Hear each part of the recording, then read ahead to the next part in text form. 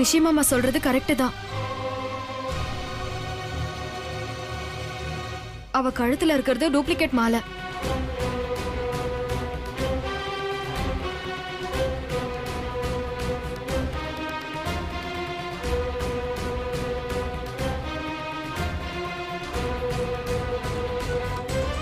Duplicate அதான் பழைய ஞாபகம் துர்காவுக்கு வரல.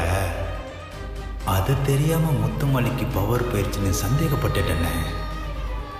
அட பாவி கௌதம், டூப்ளிகேட் மாலையை கொடுத்து என்ன அசிங்கப்படுத்திட்டியே.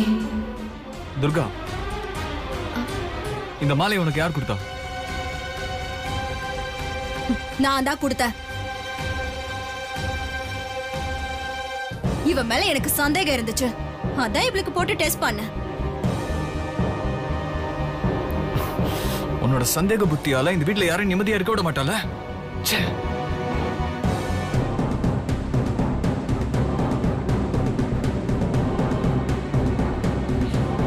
அப்புறம் எத்தனை தடவை சொன்னாலும் உனக்கு புத்தியில உரைக்காதா? அவனை அசிங்கப்படுத்துறன்னு உன்னை நீயே அசிங்கப்படுத்திக்கிற. அவனை ஏதோ மனக்குழப்பத்துல இருக்கான், அத நினைச்சு நான் டென்ஷன்ல இருக்கேன். ஆனா நீ அவனை திரும்ப திரும்ப டென்ஷன் பண்ணிட்டு இருக்க. அப்புறம் இன்னொரு தடவை இந்த மாதிரி நடந்துச்சு,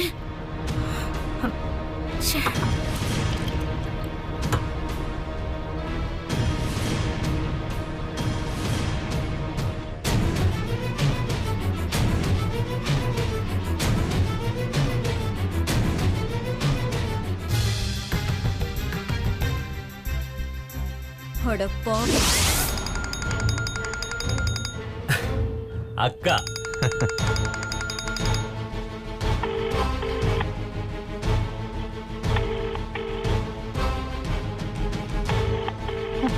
கௌதம் உயிர் போற மாதிரி திட்டுங்க அண்ணி. அந்த வேலைக்காரி அசிங்கப்படுத்தலான்னு நாம பிளான் பண்ணா கடைசியில அவ முன்னாடி நம்ம அசிங்கப்பட்டு நிக்கிறோம். கால் அட்டன் கூட பண்ண மாட்டேங்கிறான்.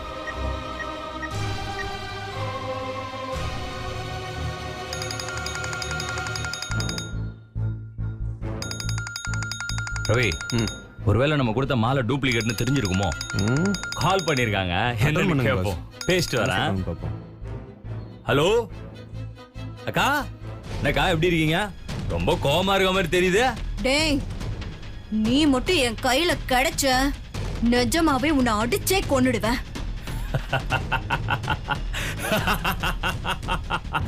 சிரிக்காதடா துரோகி.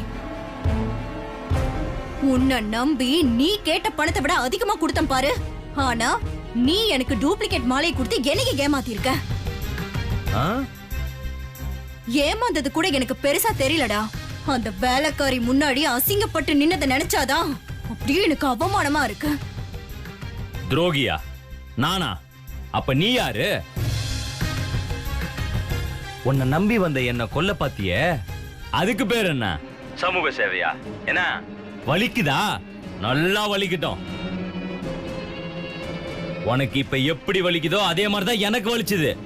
நீ என்ன ஏமாத்தின, பதிலுக்கு நானும் உன்னை ஏமாத்திட்டேன். இங்க பாரு, பாஸ்ட் இஸ் பாஸ்ட். நடந்து முடிஞ்சதை பேசி நீ எந்த பிரயோஜனமும் இல்ல. ஒரிஜினல் முத்துமாலை எங்க இருக்கு? எனக்கு அது வேணும். அக்கா, அதத்தான் நானும் தேடிட்டு இருக்கேன். கிடைச்ச உடனே உனக்கு கால் பண்றேன்.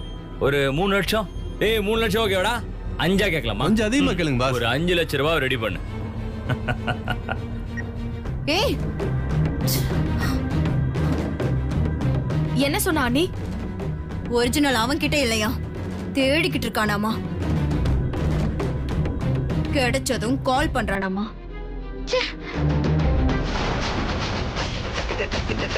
சும்மா கேளு.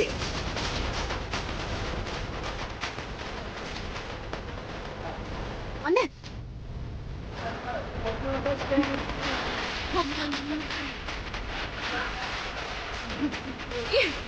அண்ணே, அண்ணா, அண்ணா சொன்ன கேளு.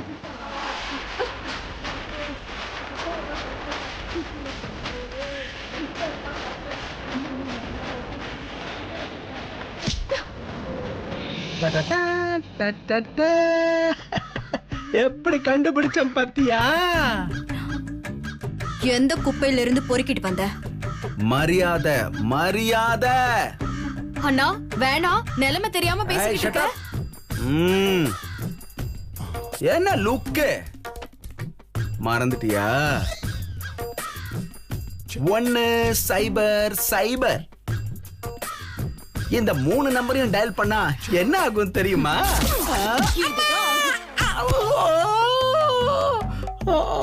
வேணும்.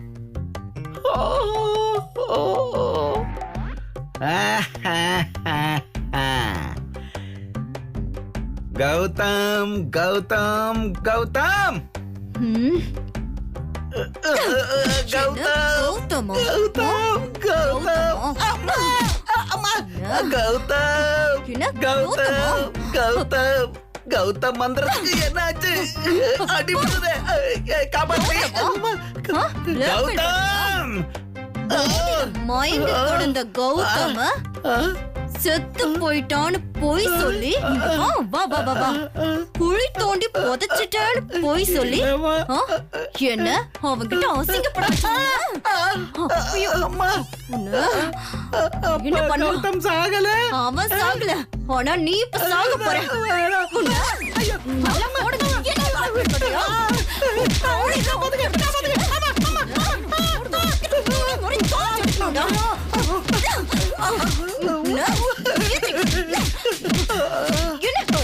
அனி விட்டுருங்க அனி, இதுக்கு மேல அடிச்சா செத்துருமா? ஐயா ஐயாமா. அனி அனி சொன்னா கேளுங்க அனி. வேண்டாம் வேண்டாம் அனி, கொலகாரி செத்துட்டா கொலைப்பழி விழுந்துரும். அடிக்கிறாளே. வாங்க அனி போலாம். வாங்க அனி, வாங்கங்கறல. அம்மா அம்மா ஐயோ அம்மா ஐயோ சும்மா கிழி கிழின்னு கிழிச்சிட்டாலே. தண்டனக்கா எனக்கு தானா? ஒரு வாரமா கொண்டாட்டிக்கிட்ட அடி வாங்கலையான்னு ரொம்ப சந்தோஷப்பட்டனே. ஒட்டு மொத்தமா அடிச்சு கிழிச்சிட்டு போயிட்டாலே. ஐயோ அம்மா.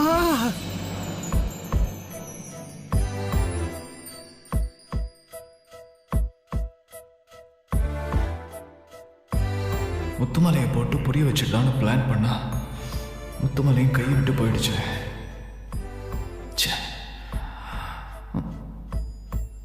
இப்ப இவளுக்கு எப்படி புரிய வைக்கிறது?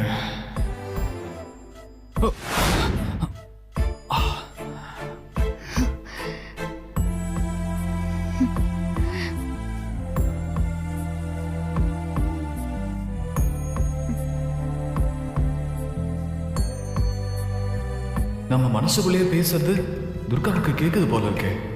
டக்குன்னு திரும்பி பாக்குறா.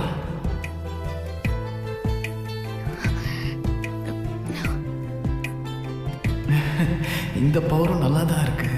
எதுக்கும் மறுபடியும் டெஸ்ட் பண்ணி பார்த்துருவோம்.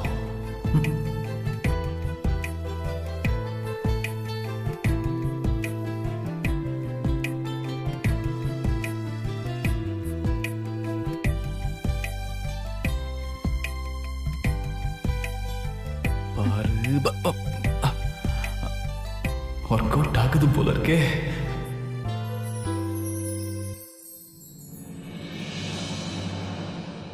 ஏய் அம்மா, ருத்ரையாவை கூட்டிட்டு வா. சரிங்கம்மா.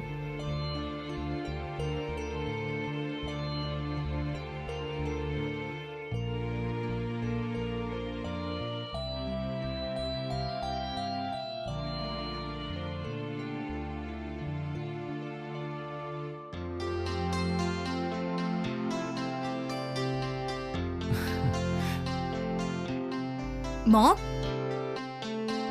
யார்கிட்ட இவ்வளவு ஹாப்பியா பேசிட்டு இருக்கீங்க? அத்தை ஹாப்பியா பேசுறாங்கன்னா நமக்கு ஏதோ ஆப் இருக்குன்னு அர்த்தம். அப்படியா? ஹாப்பியா இருக்கு.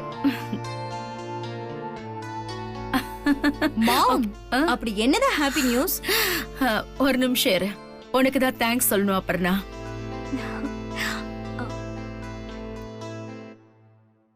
மது இன்டர்நேஷனல் டெண்டரை எடுத்துட்டா.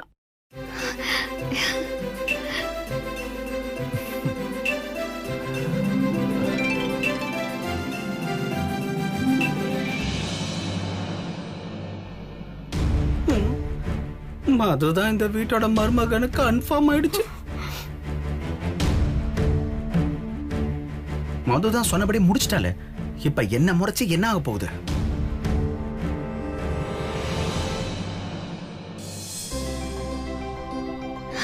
ஆத்தா ரொம்ப நன்றி. Wait a second. Rishi, Madhu உங்ககிட்ட பேசணுமா? கங்க்ராட்ஸ் மது. தேங்க்யூ ரிஷி. நீ எப்படி இருக்க? துர்கா எப்படி இருக்கா? எல்லாரும் நல்லா இருக்காங்க. மது, நீ எப்படி இருக்க? நான் சூப்பரா இருக்கேன் ரிஷி. இந்த ஃபார்மாலிட்டிஸ் எல்லாம் முடிச்சு எல்லா டாக்குமெண்ட்டையும் சப்மிட் பண்ணி மினிஸ்டர் கிட்ட ஒரு சைன் வாங்கினா எல்லா டாக்குமெண்ட்டும் ரெடி ஆயிடும்.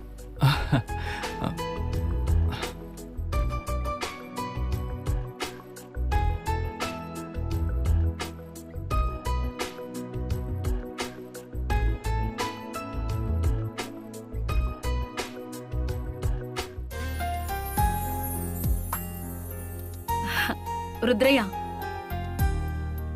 மது சொன்னபடியே நம்ம கம்பெனியை இன்டர்நேஷனல் லெவலுக்கு கொண்டு போயிட்டா. பொண்ணுங்க மருமகளா வரும்போதுதான் புகுந்த வீட்டுக்கு சீதனம் கொண்டு வருவாங்க. ஆனா என் மருமக மது சீதனத்தை முதல்ல அனுப்பிட்டா. இதுக்கு முழு முதல் காரணம் அபர்ணா தான்.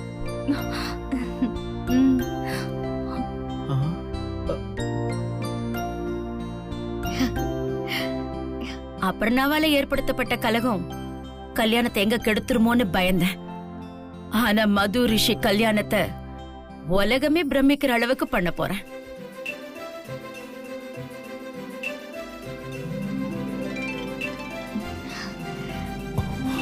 கடவுளே, எந்த ஜென்மத்திலையும் அமராவதியும் மாதேவனும் ஒண்ணு சேர முடியாதா? ருத்ரையா, என்ன யோசனை? அது ஒண்ணு இல்லம்மா, பிரமாண்டமா கல்யாணத்தை பண்ணலாம்னு சொன்னீங்கல்ல, அதான் எப்படி பண்ணலாம்னு யோசிச்சுட்டு இருந்தம்மா.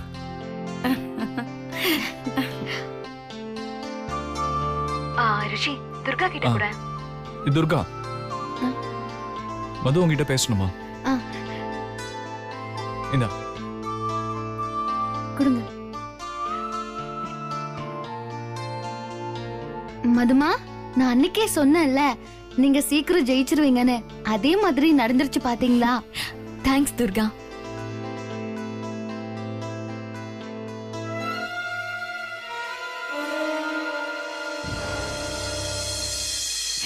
மதுமா, இனிமே யாராலையும் உங்க கல்யாணத்தை தடுக்க முடியாது.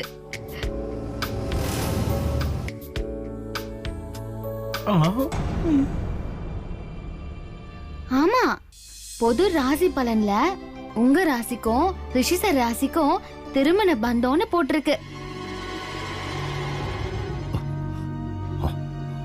அண்ணி, அவகிட்ட இருக்க செல்போனை பிடிங்கி உடைக்கணும். வேணும்னே கடுப்பேத்திட்டு இருக்கா. இத கொடுக்கறேம்மா. மதுமா உங்ககிட்ட பேசணுமா? சொல்லு மது. ஆண்டி, ரிஷி கிட்ட சொல்லி டாக்குமெண்ட்ஸ் ஃபாலோ பண்ண சொல்லுங்க. அத பத்தி நீ கவலைப்படாத, நான் பாத்துக்கிறேன். நோ டென்ஷன், நீ ரிலாக்ஸ் ஆயிரு. Okay? Okay aunty. Bye by.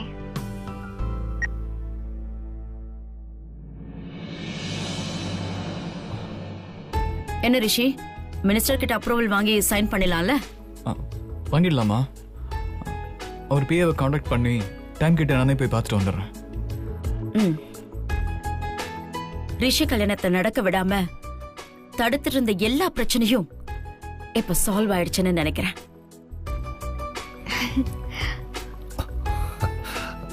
அதான் மது மூலமா இந்த ஹாப்பியான நியூஸ் வந்திருக்கு. ரொம்ப நாளைக்கு அப்புறமா நான் ஹாப்பியா இருக்கேன் ருத்ரையா.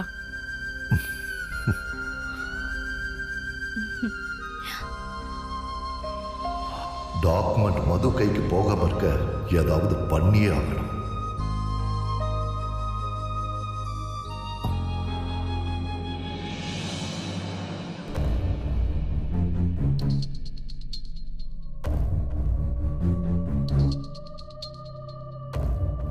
அந்த ஃபைல் மது கைக்கு போகவே கூடாது. மது இங்க வரக்கூடாது. இதுக்கு ஏதாவது ஏற்பாடு பண்ணணும்.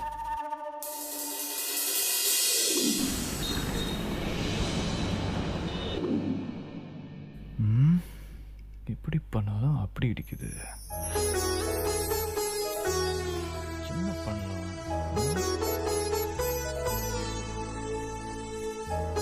கிட்ட குழந்தைகிட்ட பேசுற மாதிரியும் பேசியாச்சு, கோவமா பேசியும் பார்த்தாச்சு. ஆனா வழிக்கு வரவே மாட்டேங்கிறாரு. ரிஷி சார், ரிஷி சார்,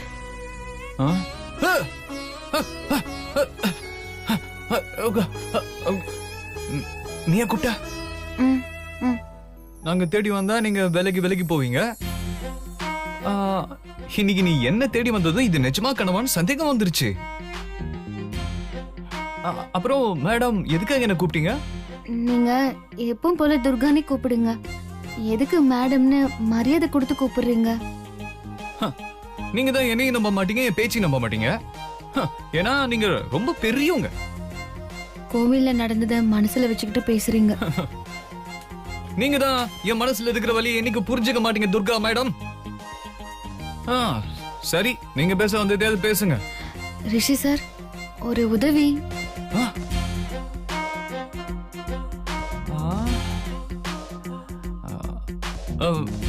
என்கிட்ட பேசவே யோசிக்கிறவங்க உதவியெல்லாம் வந்து வேற கேக்குறீங்க. அது எவ்வளவு பெரிய பாக்கியம் தெரியுமாங்க? என்ன உதவின்னு சொல்லுங்க, என் உயிரை கொடுத்தா நான் செய்யறேன், சொல்லுங்க. ரிஷி சார், அந்த மினிஸ்டர் கிட்ட கையெழுத்து வாங்கிட்டு அந்த ஃபைலை என்கிட்ட கொடுங்க. நான் அந்த ஃபைலை கோவில்ல வச்சு பூஜை பண்ணிட்டு திரும்ப கொடுத்துடுறேன். அதுக்கப்புறம் நீங்க மதுமாக்கு அனுப்புங்க. Super super super super Durga. அந்த ஃபைலை நீங்க சாமி கிட்ட வச்சு வேண்டி அனுப்பிச்சிடுவீங்க.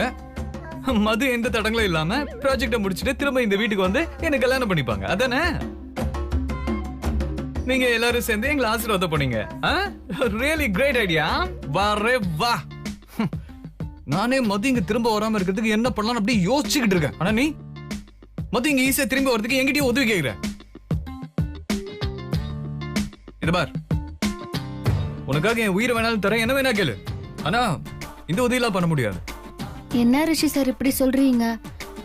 உங்களுக்காக உங்க ஜிபிஎன் கம்பெனி பேரு உலகம் பூரா தெரியணும்னு தானே மதுமா இவ்ளோ கஷ்டப்படுறாங்க. அதை புரிஞ்சுக்கிட்டு நீங்க தான் உதவி பண்ணணும். அதை விட்டுட்டு நீங்களே இப்படி பண்றீங்களே, இது தப்பு இல்லையா? சித்ரமாவுக்கு தெரிஞ்சா எவ்வளவு வருத்தப்படுவாங்க தெரியுமா? இந்த சென்டிமெண்ட் கதையெல்லாம் எங்களுக்கு தெரியும். இந்த பிசினஸ் இல்லனா வேற ஒரு பிசினஸ் பண்ணி இந்த கம்பெனிக்கு எப்படி பேர் வாங்கி தரணும்னு எனக்கு தெரியும். என்னோட வாழ்க்கையை கழிச்சு என் வாழ்க்கையை கேள்விக்குறியாக்குறதுக்கு அவ பாடுபடுறா. அதுக்கு என்ன ஹெல்ப் பண்ண சொல்றியா? என்னால முடியாதுப்பா. இவர்கிட்ட இப்படி பேசினா இவர் ஒத்துக்க மாட்டாரு. பேச வேண்டிய விதத்துல பேசினா தான் சரிப்படும்.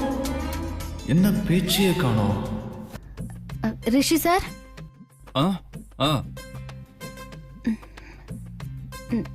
ரிஷி சார், என்ன ஒர்க் அவுட் ஆகுதோ? அப்போ உங்க கனவு மேல உங்களுக்கு நம்பிக்கை இல்ல, அப்படிதானே?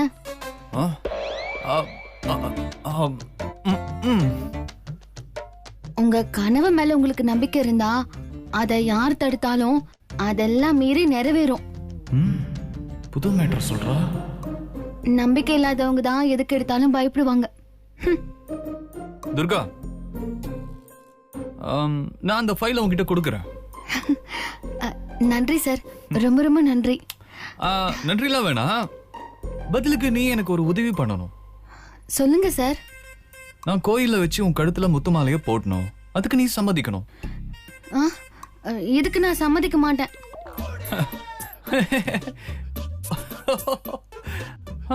கொஞ்ச நேரத்துக்கு முன்னாடி எனக்கு அட்வைஸ் பண்ண, அப்போ உனக்கு உண்மையில நம்பிக்கை இல்லைல்ல? சாதாரண முத்துமாலையை உன் கழுத்துல போடுறதுனால என்ன நடந்துரும் சொல்லு? ரிஷி சார், ஏன் இப்படி பண்றீங்க? ஒண்ணும் நடக்காது. இருந்தும் உன் மேல உனக்கு நம்பிக்கை இல்ல, அதான் நீ அப்படியே பயங்கரமா பயப்படுற. ஏன் மது இங்க வரதுல உனக்கு விருப்பம் இல்லையா? ஐயோ, எனக்கு மதுமா வர்றது முக்கியம் தான். வாடி, இப்ப வந்தியா வழிக்கு? முத்துமாலை மட்டும்தான் கழுத்துல போடுவீங்கன்னா எனக்கு ஒன்றும் பிரச்சனை இல்லை. அதுக்காக நான் பயப்படல. எப்படியோ அந்த முத்துமலையை துர்கா கழுத்துல போட அவளையே சம்மதிக்க வச்சாச்சு. அது போதும். ரிஷி சார், ஆ, ஆ? நீங்க சொன்னபடி அந்த ஃபைலை என்கிட்ட கொடுக்கணும். ஓ ஓ கண்டிப்பா நான் அதை உங்ககிட்ட கொடுத்துறேன். நீ அந்த ஃபைலை வச்சு பூஜை பண்ணு, இல்லைன்னா அதை வச்சு யாகம் கூட பண்ணு. எனக்கு அதை பத்தி கவலையே இல்லை. ஆனா நான் உன் கழுத்துல முத்து மாலையை போடுறப்போ நீ எந்த பிரச்சனையும் பண்ணக்கூடாது. அது உனக்கு சம்மதம் தானே? ஓஹோ, அப்போ ஓகே. ம்.